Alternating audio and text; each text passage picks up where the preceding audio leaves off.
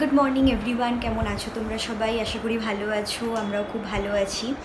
আজকে বৃহস্পতিবার, আজকে টুকটাক আসলে আমাদের প্ল্যান হচ্ছে কালকে বাবান যাচ্ছে ওর মামার বাড়িতে ফর দ্য ফার্স্ট টাইম। তো খুবই এক্সাইটেড, সেই জন্য আমাদের আজকে থেকেও না, লাস্ট দুদিন ধরেই সব গোছগাছ চলছে। তো আজকে আমাদের একদম যাকে বলে ফাইনাল টাচ। তো যা হয়, যেহেতু ছোটো বাচ্চা, আমরা ওই রকমভাবে তো মানে একভাবে সব কিছু গোছাতে পারছি না, কিছু কিছু জিনিস ওর রানিং লাগছে। যা হয় একটা বাচ্চার, যা কিছু মানে অনেক মানে যা জিনিসপত্র প্যাকিং করছি বাচ্চারই সব হয়ে যাচ্ছে। তো সেভাবে আমাদের সেভাবে কিছু মা এই কদিন ছিল, মায়েরও বেশ কিছু জিনিসপত্র যা হয় থাকতে থাকতে জড়ো হয়ে গেছে, সেসব মা গোছাচ্ছে।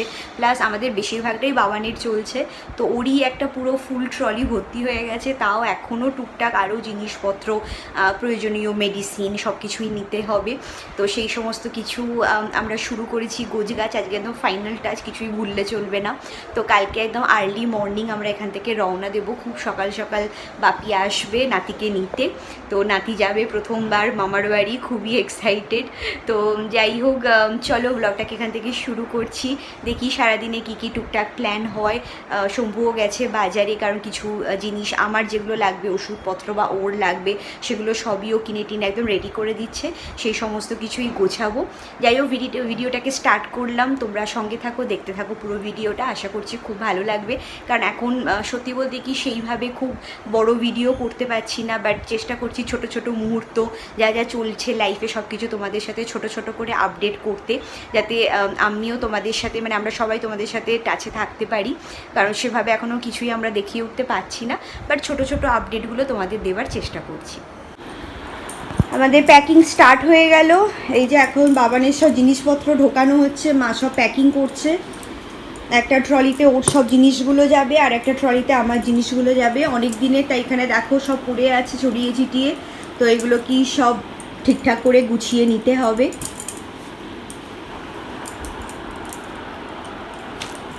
এইটাই পুরো ওর সেটটা নেবে তো। এবার ঠান্ডা পড়বে বলে ওর সমস্ত ফুল স্লিপের জামা প্যান্ট, এখানে কিছু ওই সিটিং ম্যাট শোয়ানোর এইসব ম্যাট ফ্যাট নেওয়া হয়েছে। টাওয়াল নেওয়া হচ্ছে, ওর ওয়েট টিস্যু, এখানে ওর বে প্যাম্পার্স থেকে শুরু করে সবই নেওয়া হচ্ছে।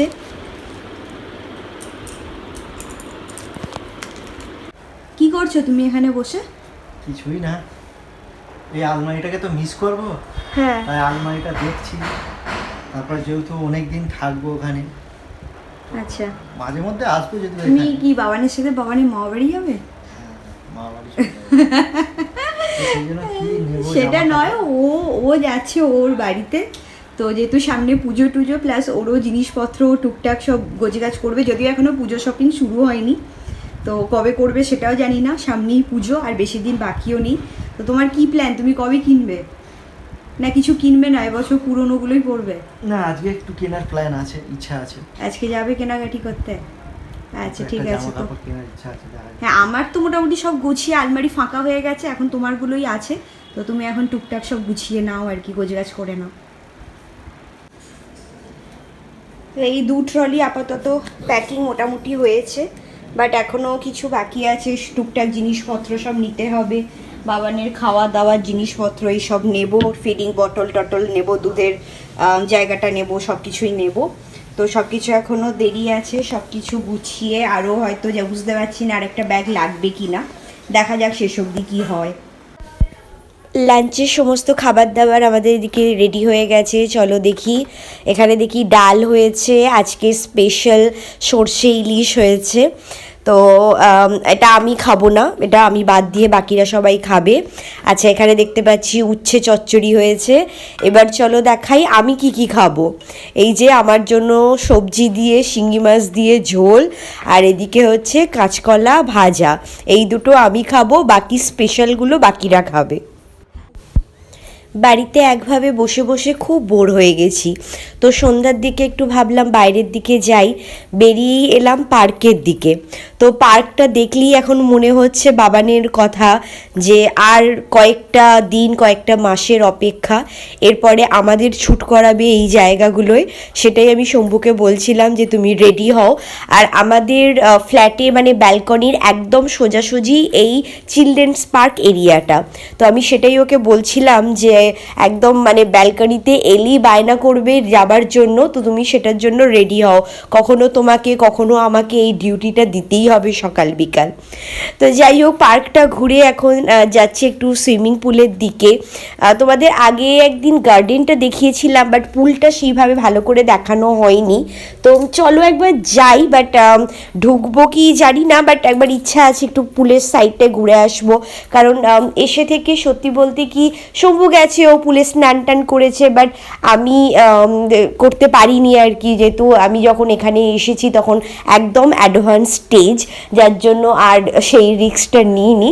এখন বাবান একটু বড় হোক, একটু আমিও রিকভারি করিনি, দেন ডেফিনেটলি এই সুইমিং পুলটা মানে জলটা দেখলে তো মানে মনে হয় এক্ষুনি নেবে পড়ি, না নেবে থাকাই যায় না। আর এই সুইমিং পুলের বাইরে বেশ সুন্দর করে গাছ লাগিয়েছে, মানে ডেকোরেশনটা খুবই সুন্দর। সন্ধ্যের দিকে এর সাইডে বসে থাকতেও বেশ ভালো লাগে। তো যাই হোক, চলো একবার একটু ঘুরে নিলাম, হালকা হাঁটাহাঁটি করে নিলাম, কারণ বাড়িতে থেকে থেকে সত্যি আর ভালো লাগছিল না, মনে হচ্ছিল একটু বেরিয়ে আসি, একটু মনটা ভালো লাগবে।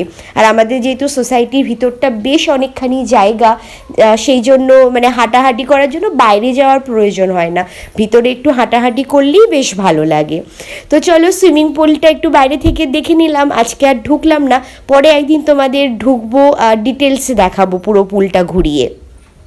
এখন আস্তে আস্তে চলো এবার বাড়ির দিকেও ফিরি, কারণ বাবানকে মা সামলাচ্ছে বাড়িতে একা, তো সেই জন্য এবার আমরাও একটু চলে যাব বাড়ির দিকে। চলো ভিডিওটাকেও এখানেই আজকে শেষ করছি। তোমাদের যদি ভালো লাগে চ্যানেলটাকে সাবস্ক্রাইব করো, লাইক করো, কমেন্ট করো।